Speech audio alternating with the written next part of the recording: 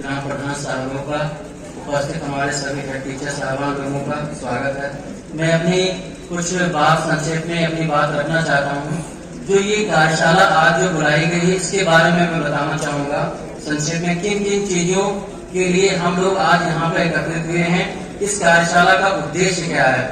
मैं ये बताना चाहूँगा कि जो शासन के जो दिशा निर्देश है, हमारे महानिदेशक महोदय का जो आदेश है, उनके आदेश के क्रम में हम लोग आज उपस्थित हुए हैं। उनकी सोच इतनी अच्छी है, पॉजिटिव सोच है कि हर विद्यालय बहुत अच्छी तरीके से संचालित हो, विद्यालय में क्वालिटी एजुकेशन हो, विद्यालय में अपने शिक्षकों का बहुत अच्छा प्रेजेंटेशन हो, बच्चे की जो गुणवत्ता है वो बहुत अच्छी होनी चाहिए। उसके लिए उन्होंने पूरी प्लान बनाए हैं और उस प्लान के तहत हम लोग आज यहाँ पे एकत्रित हुए हैं। तो उन प्लानों के बारे में मैं संक्षेप में आपसे बताना चाहूंगा कि हम लोग आज जो उपस्थित हुए हैं वो क्यों हुए हैं।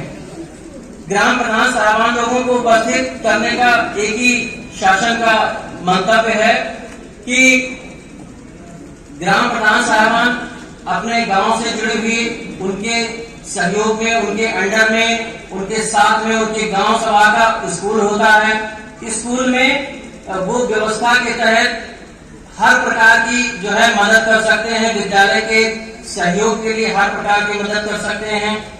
विद्यालय में जो कार्यक्रम है, विद्यालय की पठन पाठन व्यवस्था है, विद्यालय का संचालन है, विद्यालय में मिड डे मील व्यवस्था है, क्योंकि इन सभी चीजों से हमारे ग्राम प्रधान साहबान जुड़े हुए हैं। मिड डे मील की व्यवस्था आपके स्तर पे हो रही है, तो भी ये बोला गया है कि आप एक मंच साझा करें, उस मंच पे सभी लोगों को बुलवा करके विद्यालय की व्यवस्था के बारे में, पढ़ाई लिखाई के बारे में, बच्चों की उपस्थिति के बारे में, बच्चों के मिड डे मील के बारे में, बच्चों की क्वालिटी एजुकेशन के बारे में, इन सारे चीजों पे आपका सहयोग चाहिए। इसीलिए इस कार्यशाला का मुख्य उद्देश्य हमारा तभी पूरा होगा जब आप मिलकर के, हमारे अध्यापक मिलकर के आपके ही गांव के विद्यालय की व्यवस्था को बेहतर तरीके से संचालित करें, उसमें सहयोग प्रदान करें। यही अपेक्षा आपसे की गई है शासन के द्वारा। और शासन में हमारे जो महानिदेशक महोदय हैं, बेसिक शिक्षा विभाग के लिए पूरा निरंतर लगे हुए हैं, जी जान से लगे हुए हैं। इसकी व्यवस्था को सुधारने में, स्कूलों की दशा को सुधारने में हर स्तर पे वो लगे हुए हैं। इसी क्रम में आपको बुलाया गया है कि विद्यालय में जो बच्चे हैं, उन बच्चे, आपके भी बच्चे पढ़ रहे होंगे, आपके भाई बहनों के बच्चे पढ़ रहे होंगे, आप गांव का प्रतिनिधित्व कर रहे हैं, तो आपसे सब जुड़े हुए हैं। इसीलिए हमारे ग्राम प्रधान साहबानों की ये भूमिका है कि विद्यालय में जो डीबीटी का जो पैसा जा रहा है 1200 रुपए, उसका प्रचार प्रसार करना है कि वो पैसा जो है आप लोग मोटिवेट करेंगे। हम अपने अध्यापकों से कहलवा रहे हैं सभी को कि वो पैसा का उपयोग बच्चों के लिए किया जाए। आपका भी फर्ज बनता है, मिड डे मील की जो व्यवस्था है, गुणवत्ता है, वो आपके सहयोग से है, हमारे अध्यापक जी के सहयोग से है। तो दोनों लोग मिल करके बेहतर गुणवत्तापूर्ण जो है मिड डे मील की व्यवस्था बच्चों के लिए की जाए। क्योंकि आपको मालूम है कि जो बच्चे आपके विद्यालयों में पढ़ रहे हैं, आप सब लोग जानते होंगे, इतने मतलब सभ्य परिवार के, मतलब इतने संपन्न परिवार के वो बच्चे नहीं हैं। वो बेचारे गरीब परिवारों के बच्चे हैं जो अपने बेसिक स्कूलों में पढ़ रहे हैं। वो इतना कॉन्वेंट वाले स्कूलों को जो व्यवस्था है, उनके पढ़ाई लिखाई के बारे में उतना वो उनके अभिभावक ग्रहण नहीं कर सकते हैं। तो अधिकांश बच्चे जो बेसिक स्कूलों में हैं, आपने भी देखा होगा, हमने भी देखा होगा, बहुत ही गरीब परिवारों के बच्चे हैं। उनका कल्याण होना चाहिए, उनकी देखरेख होनी चाहिए, उनको वो पौष्टिक भोजन मिड डे मील के तहत जो दिया जाता है वो व्यवस्था होनी चाहिए। उसके लिए आपका सहयोग आवश्यक है। ये चीज यहाँ से बताने के लिए, ये चीज मोटिवेट करने के लिए, इस चीज का प्रचार प्रसार करने के लिए आप सभी को आज यहाँ पे इस कार्यशाला में आमंत्रित किया गया है। और साथ साथ क्योंकि आप गांव से जुड़े हुए हैं, तो आप गांव की शिक्षा व्यवस्था में हर स्तर पे आप अपना कदम से कदम रखेंगे और विद्यालय की बेहतर तरीके से व्यवस्था संचालित कराएंगे अपनी देखरेख में। किसी भी स्तर पे अगर कोई प्रॉब्लम आती है, विद्यालय से संबंधित कोई प्रॉब्लम है, तो हमने जो है एक कंट्रोल रूम की स्थापना की है। जो भी हमारे ग्राम प्रधान साहबान हो या हमारे अध्यापक साहबान हो, किसी भी स्तर पे अगर विद्यालय में कोई दिक्कत आ रही है, प्रॉब्लम आ रही है, तो उस कंट्रोल रूम नंबर का मैंने जो है आज मीडिया बंधुओं से भी अनुरोध करूंगा कि उसको जो है पब्लिश करेंगे, और जो है जिसको अगर कहीं कोई समस्या है, कोई प्रॉब्लम है, कोई दिक्कत आ रही है, तो उसके माध्यम से हमारे तक सूचना भेजी जाए। हम लोग उस पर कार्रवाई करेंगे, जो भी नियमानुसार, जो भी कहीं से भी कोई अगर त्रुटि है उसका समाधान करेंगे, गलती है उसका जो है निस्तारण करेंगे और सुधार कराएंगे। इस उद्देश्य से हम लोग सब लोग आज एकत्रित हुए हैं। ऑपरेशन कायाकल्प के अंतर्गत हमें आपका सहयोग चाहिए। जैसा कि हम लोगों की हर महीने मीटिंग्स हो रही है जिलाधिकारी महोदय जी के साथ में, सीडीओ साहब के साथ में, तो वो जो है समीक्षा करते हैं पंचायत सेक्रेटरियों के साथ में और हम लोगों के साथ में। तो सारे पैरामीटर्स पे 19 पैरामीटर हमारे हैं, उस पे आपका सहयोग चाहिए, हमारे ग्राम प्रधान साहबानों का सहयोग चाहिए।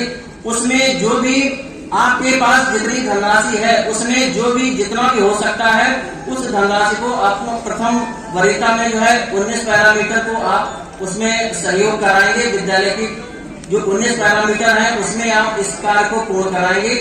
ऐसे शासन के भी निर्देश दिए गए हैं, आप तक भी ये जानकारी है, और इस मंच के माध्यम से भी हम ये अनुरोध करेंगे सभी से, ये काम में आप सहयोग कराएंगे। साथ ही साथ जो बच्चे स्कूल नहीं आ रहे हैं और बच्चों के अभिभावक जागरूक नहीं है, उनको जागरूक करने का प्रयास करेंगे, आपका भी उसमें सहयोग चाहिए। और विद्यालय में बच्चों की क्वालिटी एजुकेशन पे बात चल रही है, तो निपुण बनाने के लिए हम लोग जो है सब लोग दृढ़ संकल्पित हैं कि हम बच्चों को, अब शासन ने मानक रख दिए हैं, कक्षा 1, 2 और 3 के बच्चों को प्रथम बार में ही हम लोग जो है निपुण बनाने के लिए, उन्हें दक्ष करने के लिए हम सभी का, आपका, हमारे हेड टीचर साहबान का इसमें सहयोग चाहिए कि वो निर्धारित समय सीमा में अपने पूर्ण निष्ठा, ईमानदारी के साथ में विद्यालय में अपने कार्य को अंजाम देंगे, और जो भी निपुण लक्ष्य बनाने की जो कार्य योजना की गई है उस कार्य योजना को सफल बनाएंगे। और तो जो मुख्य रूप से इस कार्यशाला के जो बिंदु है मैंने आपको बताया, पुनः रिपीट करूंगा। एक तो डीबीटी, जो बच्चों का पैसा जा रहा है उसको, उसका सदुपयोग सही तरीके से हो जाए। बच्चों का जो ड्रेस, यूनिफॉर्म वगैरह, बैग, जूता मोजा और स्टेशनरी जो लेनी है वो लेना है, तो उस बच्चे उस जो 1200 की जो धनराशि है वो बच्चों के प्रयोग में सदुपयोग उसी का हो, वो अन्य मदों में न खर्च की जाए। यहाँ तक कि जिला प्रशासन ने भी ये भी बोला है हम लोगों से कि भाई अगर उस धनराशि को बच्चे पे जो भी खर्च नहीं करेंगे अभिभावक, तो उनके खिलाफ भी कार्रवाई की जाए। क्योंकि सरकारी पैसा है, वो किसी का मुफ्त का पैसा नहीं है। सरकारी पैसे का सदुपयोग उसको जो है बच्चों के लिए अगर मिला है तो बच्चों के ही। सभी सम्मानित प्रधान बंधु, शिक्षक संघ प्रधान अध्यापक व आयु अतिथिगण, बहुत बहुत धन्यवाद। आज पहली बात तो त्योहार का दिन है, सबको बहुत बहुत शुभकामनाएं दीपावली की। आप सभी को ये त्योहार परमात्मा शांतिपूर्वक मनाए। दूसरी बात यह है कि जो हमारे माननीय डीएम साहब ने जो निर्देश दिए थे, पहले शुरू में जब हम लोग इलेक्शन जीत के रहे थे, उसी समय हमको निर्देश दिए गए थे कि ये काम आपको करने हैं। तो आप सभी के सहयोग से और हमारे प्रधानाचार्य श्री इंद्रेश कुमार जी ने हमारे साथ मिलके काम किया, काफी सहयोग किया, और हमने भी उनको पूर्ण सहयोग दिया।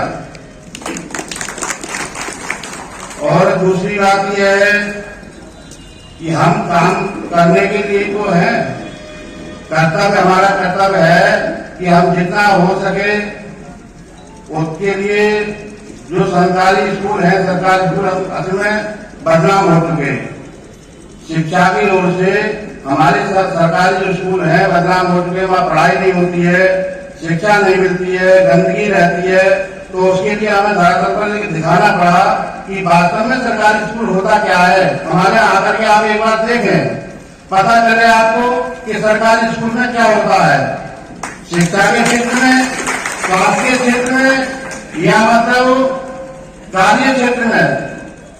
अगर आप जाकर के हमारे बच्चों का इंटरव्यू लेंगे तो आपको पता चल जाएगा कि हमारे क्षेत्र में या हमारे गांव में किस तरीके से बच्चों की पढ़ाई हो रही है।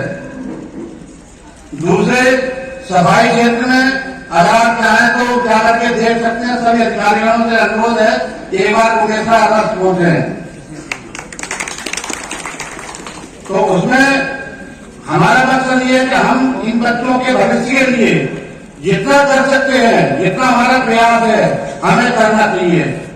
बाकी मैं जो बच्चे यहाँ आए हुए थे, परमात्मा से, ईश्वर से ये प्रार्थना करूंगा कि जो परमात्मा इनको, ईश्वर जो है इनको पदोन्नति दे, अच्छे से शिक्षा ग्रहण करे और खूब तरक्की करे।